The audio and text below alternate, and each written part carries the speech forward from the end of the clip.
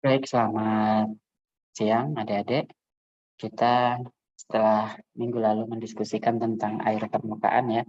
Nah, sekarang kita berdiskusi tentang air tanah. Jadi yang kita pelajari minggu lalu sebagian besar ya, hampir 90% air hujan itu akan masuk ke dalam tanah dan menjadi air tanah. Nah, ada 4 hal yang mungkin akan kita diskusikan dalam pertemuan ini. Yang pertama, apa itu air tanah ya? Jadi air tanah adalah air yang tersimpan pada pori-pori tanah dan batuan ya. Dan fungsinya untuk kehidupan manusia sangat vital. Bisa dikatakan kita tidak bisa hidup tanpa air tanah. Karena air laut kan tidak bisa diminum ya. Untuk mencairkan air es atau gletser ya perlu teknologi juga. Nah, jadi air tanah ini adalah sumber kebutuhan hidup kita yang vital ya. Nah, saat ini kebutuhan air tanah itu untuk pertanian, ya, kemudian industri dan juga untuk keperluan rumah tangga.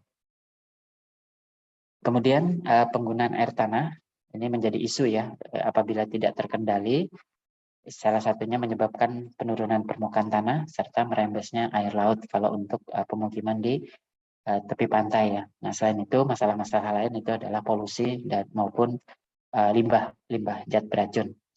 Nah, sehingga ini poin yang keempat ya, kepentingan kita terhadap air tanah bukan saja untuk menemukan dan mengambil, tetapi juga untuk melindungi ya, dan mengatur penggunaannya.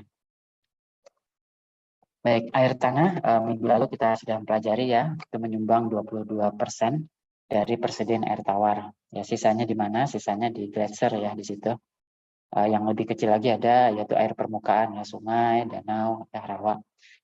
Nah, pemasok utama air tanah itu ada dua. Yang pertama infiltrasi dari hujan atau presipitasi ya, dan yang kedua infiltrasi dari air permukaan seperti sungai dan danau itu kan akan masuk ke dalam tanah ya di situ.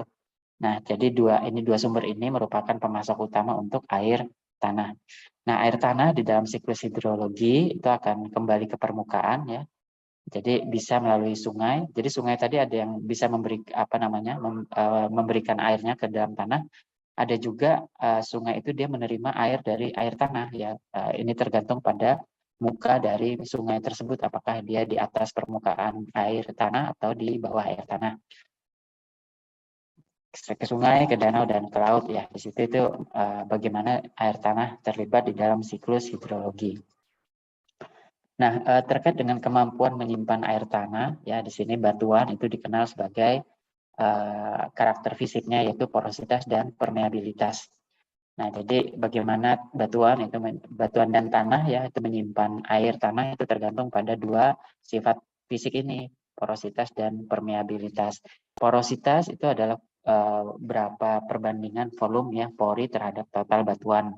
Artinya kalau porositasnya 5%, artinya dalam batuan tersebut 5% merupakan rongga atau pori ya di situ. Nah, itu porositas. Kalau permeabilitas ini sifat batuan untuk melewatkan air ya di sini. Jadi ini sangat tergantung apakah porositas porinya tadi itu saling terhubung. Jadi kalau ada pori tapi tidak terhubung, nah berarti porositasnya bagus, dia memiliki pori, tetapi permeabilitasnya jelek ya. Nah, berdasarkan pada sifat porositas permeabilitas ya batuan itu kemudian dikenal sebagai aquifer apabila dia memiliki pori dan memiliki permeabilitas yang bagus. Dia batuan juga disebut sebagai aquiclut apabila permeabilitasnya jelek ya. Aquiclut ini bukan berarti porositasnya kecil. Porositasnya baik bisa juga tetapi permeabilitasnya jelek. Ya, itu bisa menjadi aquiclut. Nah, ini contoh di dalam gambar ini ya beberapa jenis batuan dan kita melihat bagaimana porositasnya. Pada lava basal ya porositasnya besar, bisa sampai 40% karena ada retakan dan gelembung udara ya yang itu kosong dan bisa diisi air. Jadi porositas baik. Batu gamping ini porositasnya bisa sampai 30% juga karena batu gamping itu mudah larut ya. Jadi dia bisa membentuk rongga. Batu pasir itu porositasnya bisa 5% ya di situ. Konglomerat bisa sampai 20% karena rongganya lebih besar dari batu pasir. Granit walaupun dia masif ya, tetapi kalau granitnya retak, memiliki kekar, nah itu bisa memiliki porositas ya, memang kecil, kurang dari 1%. Nah, di sini ada batuan shale. Shale ini kok nggak ada porositasnya. Nah, shale tidak dihitung karena dia tidak permeable ya di situ. Jadi di sini batuan-batuan yang kita anggap permeable yang berpotensi menjadi aquifer. Oke, kita berkenalan dengan water table atau permukaan air tanah ya, paras muka air tanah. Jadi ketika air meresap masuk ke dalam tanah batuan ya, sebagian kecil tertahan oleh material dan berhenti ya di situ. Nah, zona ini zona di mana tanah itu memiliki air tanah ada, tetapi udara ada. Jadi ini zona yang masih memiliki udara atau kita tidak menyebutnya sebagai tidak jenuh air tanah ya. Nah, ini disebut sebagai zona aerasi ya di situ. Nah, di bawah zona aerasi ini kita punya air tanah yang full ya, mengisi semua pori. Nah, ini disebut sebagai zona saturasi ya di situ.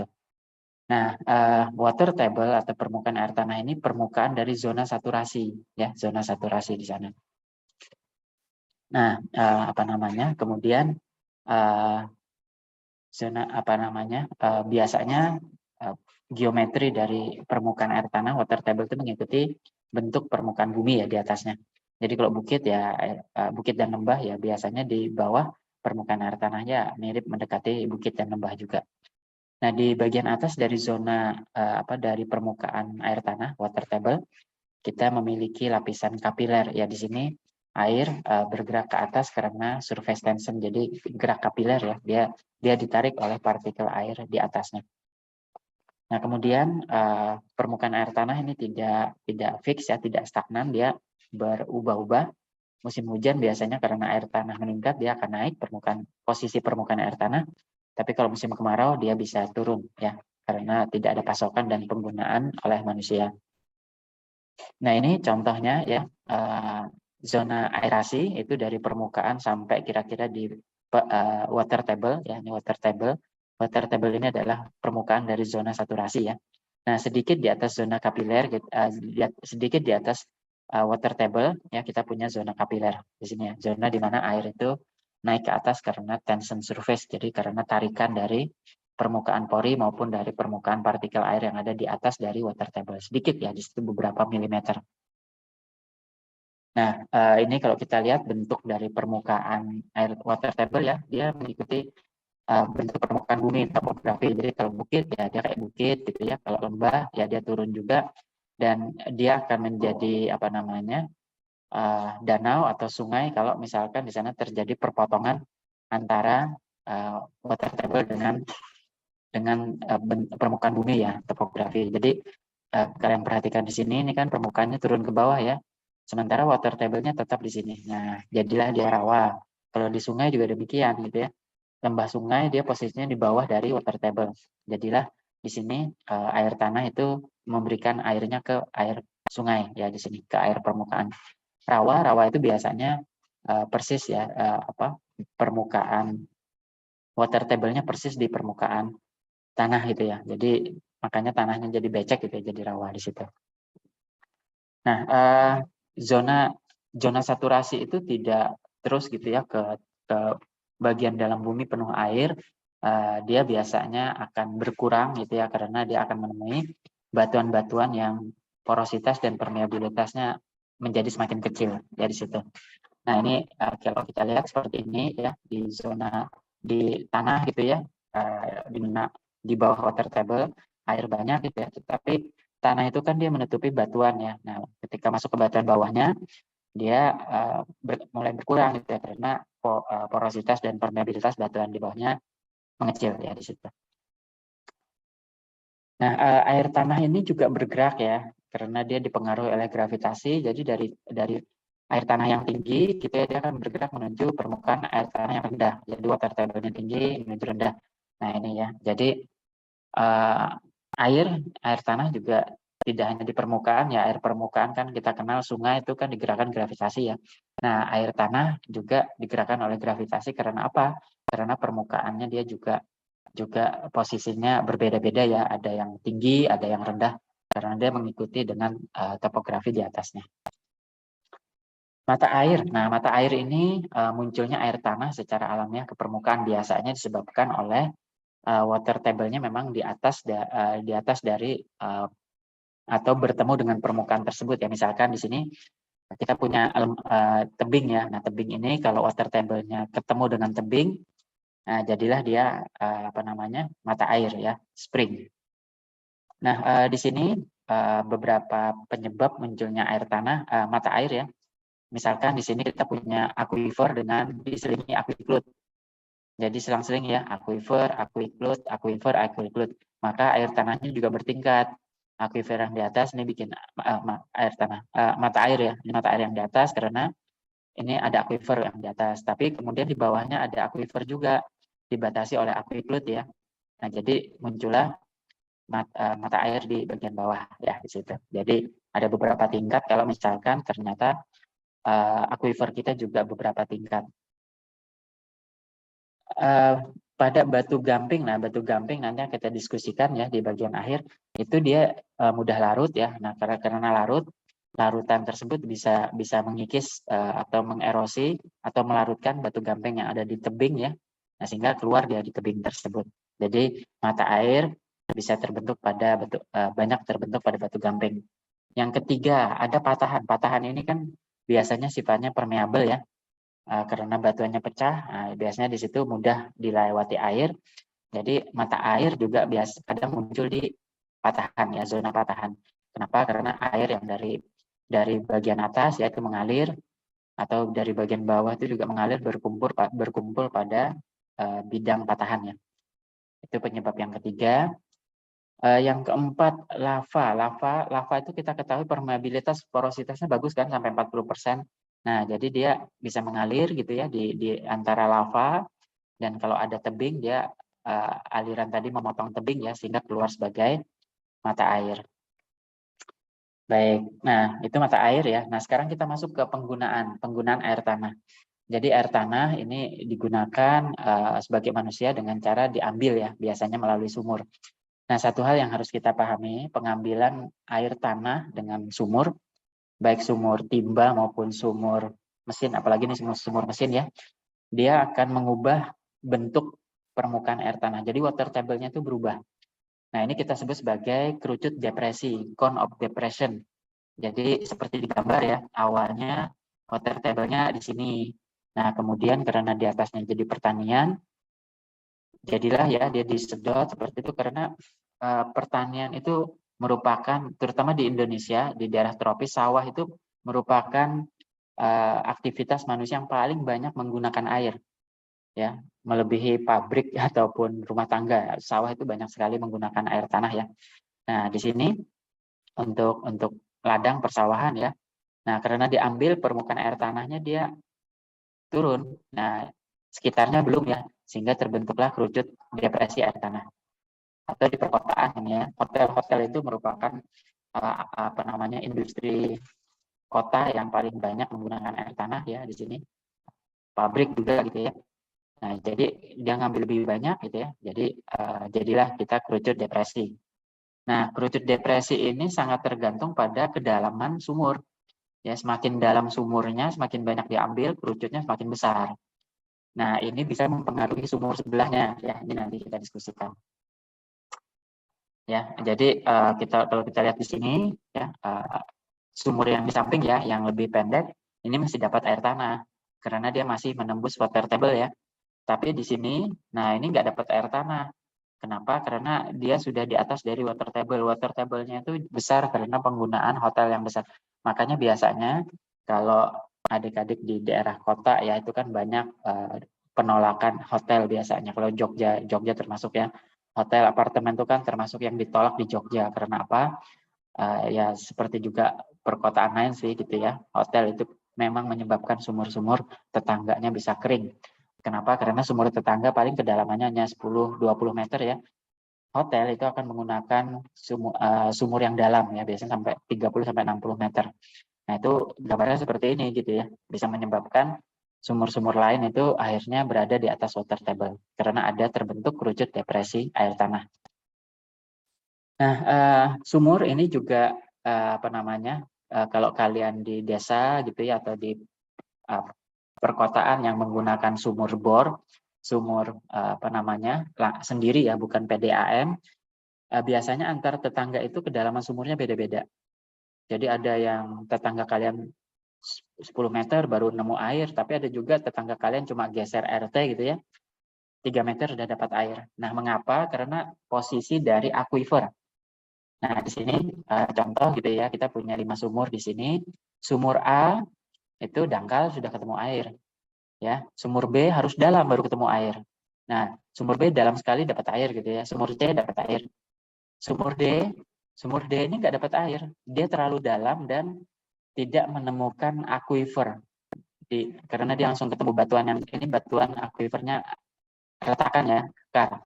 Nah, kekar ini terisi air. Sumur D itu nggak ketemu retakannya, kosong. Sumur E terlalu dangkal. Sumur E ini sama dalamnya dengan A. A itu dapat air, E kok enggak? Nah, ternyata sumur A ini dapat aquifer lebih dangkal.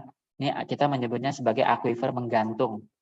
Aquifer menggantung atau perch aquifer. Dia menggantung karena di bawahnya nih ada aquiclude. Jadilah dia tidak bisa turun ke bawah ya, dia jadi kayak mangkok sendiri. Nah, yang E itu nggak punya aquifer menggantung.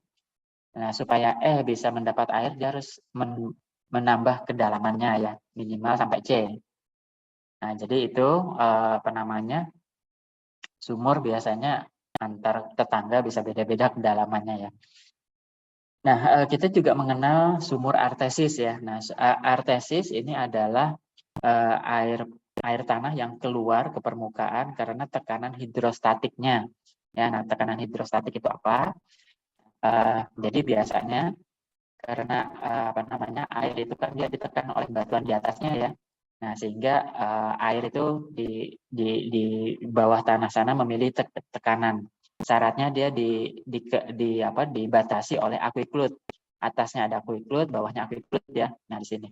Nah, karena dia dibatasi oleh 2 aquiclude ya, impermeable, tidak tembus. Kemudian dia diberi tekanan oleh batuan di atasnya juga. Jadi air pada aquifer di sini dia memiliki tekanan. Nah, biasanya di sini ada permukaan tekanan artesian. Nah, ini tekanan keseimbangan tekanan air ya.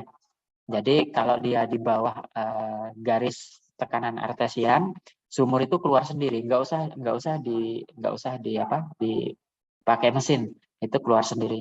Tapi kalau dia di atas dari tekanan artesiannya, dia nggak keluar. Mengapa? Karena tekanan dari aquifer ini tidak cukup kuat untuk mendorong air ke atas dari tekanan artesian. Jadi tekanan artesian ini bidang semu ya, semu artinya nggak ada di alam, tapi dia sangat tergantung pada kondisi lokal masing-masing gitu ya. Jadi kalau kalian bikin sumur, kebetulan aquifernya itu tertekan ya, karena dia diapit oleh 2 aquiclude. Nah, itu kalau pas kalian akan punya sumur artesis. Dia keluar sendiri gitu ya. Tapi kalau posisi sumurnya di atas dari garis tekanan artesian ya tidak bisa ngalir sendiri. Nah, ini beberapa kondisi di mana kondisi artesis itu terbentuk ya. Nah, di sini ini contoh pertama, kita punya batuan yang miring ya di sini. Kalau di pelajaran struktur kita menyebutnya sebagai homoklin. Nah, jadi dia ada aquifer permeable bagus diapit oleh batuan yang impermeable aquiclude ya. Nah, otomatis dia memiliki tekanan ini tekanan garis tekanan artesiannya ya. Nah, di sini. Jadi kalau masih di bawah dia keluar sendiri. Atau pada endapan pantai. Endapan pantai di sini karena endapan pantai itu dia juga biasanya ada batu pasir, ada batu lempung ya. Batu pasir itu aquifer, batu lempung itu adalah aquiclude. Nah, biasanya di daerah pantai kondisi artesis bisa terjadi. Atau pada kipas aluvial. Nah, kipas aluvial ini biasanya sedimentasi dari pegunungan ya.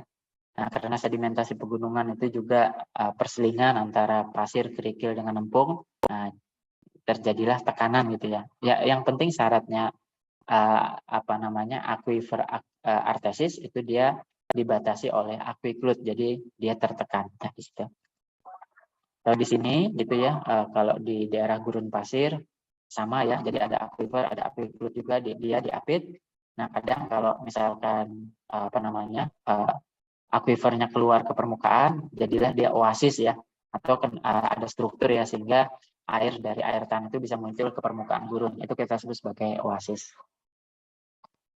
Nah, air tanah ini bisa menyebabkan erosi dan deposisi ya di sini, karena air tanah untuk bisa mengerosi dia sifatnya melarutkan. Jadi larutannya larutan suspensi ya nanti. Nah, sehingga kita memerlukan aquifer yang sifatnya mudah larut. Nah, di sini aquifer yang mudah larut itu tersusun oleh batu gamping. Ya, batu gamping atau yang batu kapur ya bahasa Indonesianya. Itu dia didominasi oleh mineral kalsit CaCO3 ya di sini.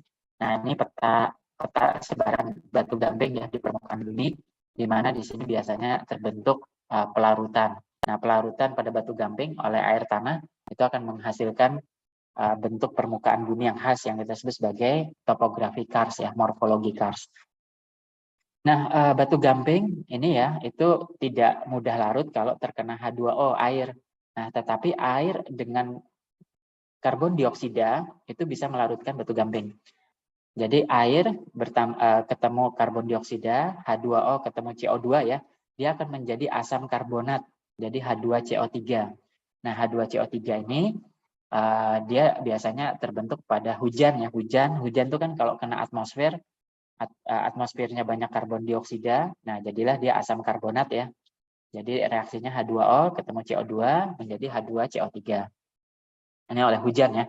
Oleh hujan atau pada tanah-tanah itu dia juga memiliki karbon dioksida ya dari penguraian zat-zat organik oleh organisme seperti cacing ya. Di situ dia akan atau akar tanaman ya itu akan mengeluarkan karbon dioksida. Nah, asam karbonat H2CO3 kalau ketemu kalsit CaCO3 dia akan larut. Dia akan larut menjadi ion kalsit Ca ya, dan ion kalsium ya, dan ion HCO3 ya di situ. Nah, reaksi ini itu bisa berbalik, jadi ibaratnya Ca ketemu HCO3 itu bisa membentuk CaCO3 ya. Jadi ini bolak-balik ya, sifat reaksinya reversibel. Nah, ini kira-kira bentuk topografi kars ya, akibat batu gampingnya larut. Ciri-cirinya sungainya itu hilang. Ada sungai tiba-tiba masuk ke bawah tanah ya. Kok hilang? Karena dia akan lanjut ke bawah tanah sebagai sistem aliran sungai bawah tanah melewati gua-gua ya. Nah, gua ini sebetulnya dibentuk oleh sungai bawah tanah gitu ya. Jadi air permukaan masuk ke bawah dia melarutkan batu gamping. Nah, lubang-lubang ini di mana air permukaan bisa masuk ya. Ini kita sebut sebagai sinkhole ya, sinkhole. Atau bisa juga muncul sebagai mata air gitu ya, karena batu gamping kan tadi kalau misalkan akuifernya ketemu lereng ya, tebing, nah muncul sebagai mata air. Jadi mata air tiba-tiba muncul gitu ya, atau air permukaan tiba-tiba hilang gitu ya. Nah, di permukaan dia biasanya banyak lubang-lubang kita sebut sebagai sinkhole atau dolina ya, dolina. Nah, itu ciri-ciri topografi kars. Kemudian juga ada bukit-bukit ya. Nah, bukit-bukit ini biasanya bentuknya kerucut. Nah, itu akibat sisa pelarutan. Ya, nah ini contoh sinkhole atau dolina tadi ya, lubang akibat pelarutan. Ini bisa berbahaya kalau muncul di daerah perkotaan ya. Atau di sini ini menjadi batuannya larut ya, sehingga menghasilkan lembah-lembah yang tajam gitu ya di sini. Nah, sehingga kita kemudian punya perkembangan topografi kars ya. Awalnya batu gampingnya masih banyak ya. Nah, batu gamping ini dia terletak di atas aquiclut ya, di sini impermeable. Nah, awalnya dia terbentuk pelarutan di permukaan masuk ke bawah tanah, bikin sungai-sungai di bawah tanah ya dengan membentuk jaringan gua. Nah, lama-lama kemudian batu gampingnya habis larut ya di sini. Ya, ini kita sebut sebagai lembah pelarutan ya, karena batunya dilarutkan semua gitu ya. Dia meninggalkan juga di sini sinkhole dan sedikit sisa dari batu gampingnya. Nah, kita menyebutnya stadia tua kalau batu gampingnya sudah habis, hanya tinggal beberapa yang kita sebut sebagai sisa erosi. Nah, bukit-bukit kerucut yang sisa-sisa erosi ya. Nah, kemudian sungainya sudah sungai permukaan, tidak lagi masuk ke bawah tanah gitu ya. Nah, ini ciri topografi karst stadia tua. Nah, salah satu dari pelarutan dan deposisi air tanah terhadap batu gamping, batu kapur itu adalah membentuk gua ya di sini. Nah, gua ini ya dia hasil pelarutan ya, tetapi juga ada deposisi. Deposisinya kita menyebutnya sebagai apa namanya? Batuan atau hiasan gua ya di situ speleothems. Dia ada stalaktit ya kalau menggantung ya, atau stalagmit kalau dari bawah. Jadi ini ada air tanah yang membawa CaCO3 itu kan larut ya, kemudian ketika masuk gua dia mengkristal kembali. Jadi tadi reaksi Ca ketemu 2HCO3 ya. Nah, ini dia akan mengkristal kembali membentuk kalsit. Kalau jadi menetes ya dari atas, dari atap gua, tetesannya kalau masih menggantung stalaktit, kalau dia di bawah dia membentuk stalagmit. Nah, kalau ini tergabung dia membentuk tiang ya, tiang gua di sini. Ya, nah stalagmit ya, kalau yang dari bawah itu juga bisa membentuk kendang gitu ya, kayak kendang itu sebenarnya sebagai shield. Nah, di gua juga bisa terbentuk kolam ya, kolam gua di sini. Jadi biasanya dia dibatasi oleh mineral kalsit ya, yang kita sebut sebagai teras travertin. Travertin itu hasil sedimentasi kalsit juga ya, yang ada di dalam gua, biasanya di lantai gua pada air yang menggenang atau mengalir pelan ya di situ. Ini speleothem ya, atau hiasan gua juga ada nih drip curtain ya, gorden di sini. Ini jatuh dari atas tapi membentuk kayak lembaran gitu ya, menggantung. Nah, biasanya gua ke permukaan ke atas ya, ini ada lubang-lubang gua ya, di sini kita sebut sebagai sinkhole atau dolina. Sinkhole itu bahasa Amerika, dolina bahasa Yugoslavia ya, Eropa. Nah, ini ya bagaimana terbentuknya stalaktit stalagmit. Nah, di sini ya awalnya stalaktit stalagmit lama-lama kan nyambung ya, membentuk tiang gua. Ya, jadi kalau kalian bergabung dengan pecinta alam ya, nanti akan menikmati keindahan dunia lain ya, underworld, luar biasa di sana ya. Nah, gua itu juga berkembang ya seiring dengan pelarutan batu gamping di atasnya. Awalnya nih stadia muda ya, guanya belum lebar ya di sini. Water table-nya masih agak di atas ya di sini. Jadi gua itu terbentuk biasanya pada water table atau sedikit di bawah water table ya. Nah, kemudian water table semakin turun ya di sini. Nah, gua berkembang vertikal. Nah, ini sudah stadia dewasa ya di situ. Gua sudah vertikal, kemudian sinkhole sudah terbentuk ini ya. Jadi dia sudah bagian atap guanya sudah runtuh. Nah, dia disebut stadia tua kalau kemudian terbentuk jenjang gua berikutnya ya. Jadi gua itu sudah ditinggalkan ya, water table bukan di sana. Kalau di sini kan water table, kalau dewasa kan water table masih pada guanya ya. Tapi guanya sudah tumbuh vertikal, tetapi guanya masih pada water table. Nah, stadia tua, guanya kering. Kenapa? Karena water table-nya sudah turun membentuk gua di bawahnya, yaitu stadia tua. Baik ya, itu bagaimana topografi karst dan gua ya, dengan hiasannya yang kita sebut sebagai speleothem. Nah, diskusi terakhir kita sekarang mengenai permasalahan air tanah. Permasalahan pertama ya, penurunan permukaan water table. Ini disebabkan terbentuknya kerucut depresi air tanah ya, akibat pengambilan air yang berlebihan. Nah, di sini akibatnya sumur-sumur sekitar kan bisa kering ya. Nah, ini permasalahan pertama. Jadi kalau bertetangga, ada satu tetangga egois ya, dia paling dalam, nah itu menyebabkan tetangga sekitarnya nanti berada di atas water table karena terbentuk kerucut depresi. Masuknya air laut ya, ini juga permasalahan yang kedua. Mengapa ya? Nah, normalnya seperti ini, normal karena air tawar kan lebih ringan dari air laut ya, maka air laut itu ditahan oleh air tawar ya di sini. Jadi bentuknya kayak kerucut, kayak baji ya, baji di sini segitiga. Nah, air laut ditahan, dia nggak bisa masuk ke daratan di sini ya. Nah, tetapi kalau diambil ya, terutama kota-kota pesisir, nah kalau diambil di sini apa yang terjadi? Ya udah, water table-nya kan naik ini ya karena diambil. Nah, kemudian air laut naik masuk ya di sini. Nah, solusinya kita menggunakan sumur injeksi. Jadi air limbah ya itu di air hujan itu dimasukkan ke bawah atau kita sebut sebagai sumur resapan ya, seperti yang banyak di kota-kota besar termasuk Jakarta. Itu fungsinya untuk mencegah masuknya air laut ya. Jadi tetap air tawar itu berada di atas dari air laut. Jadi jangan sampai air lautnya masuk ke sumur. Penurunan air tanah ya. Nah, penurunan air tanah ini disebabkan karena air pada pori-pori batuan itu kan diambil, akibatnya porinya kosong. Nah, kalau porinya kosong maka tanah kita memadat ya, batuan kita menjadi tambah padat. Karena pori yang sebelumnya ditahan oleh air, airnya diambil, nah porinya tadi hilang ya, tidak bisa menahan tekanan butiran di atasnya. Maka butiran tadi saling merapat ya, menjadi kompak. Nah, ini contoh di daerah San Francisco ya, California. Daerah California ini bisa dilihat penurunan permukaan tanah akibat pengambilan air tanah ya. Kalau ini untuk pertanian, tahun 55 di sini, tahun 63 sudah di sini ya, 75 sudah di bawah. Ya, penurunan permukaan tanah. Nah, terhadap konstruksi cukup berbahaya, contohnya Menara Pisa ya.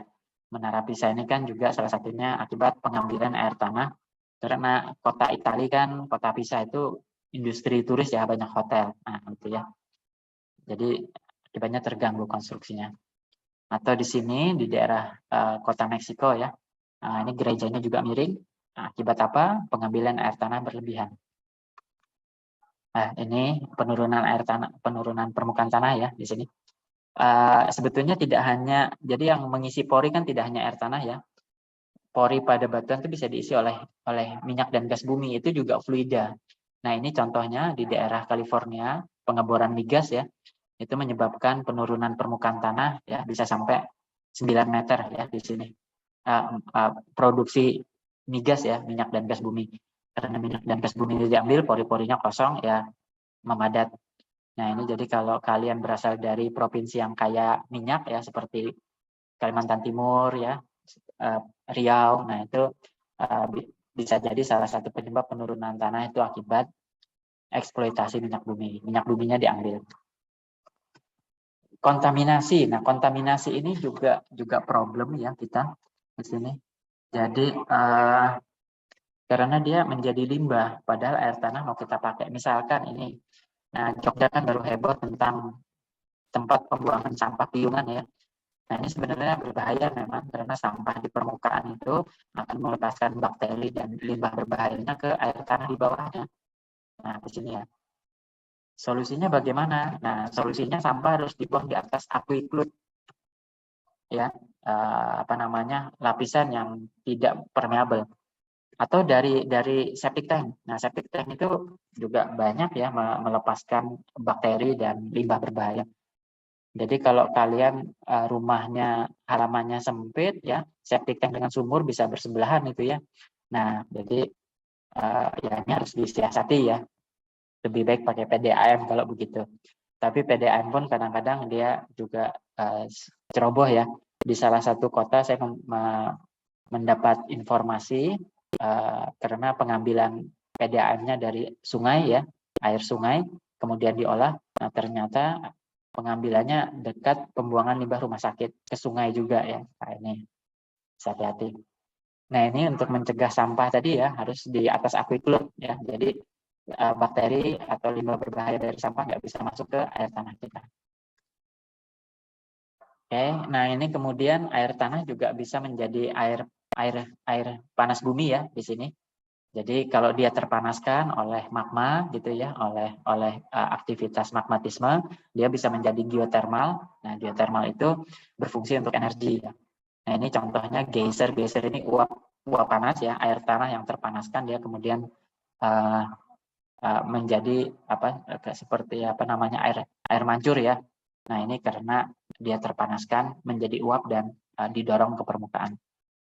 Nah, ini pembentukan geyser ya. Ini kita punya air tanah, di bawahnya ada magma ya. Nah, ini dia lama-lama kan terbentuk uap ya. Uap ini kan dia menekan ke atas dan kemudian disemburkan ke permukaan. Karena uap tekanannya tinggi ya, dia akan memuai. Oke.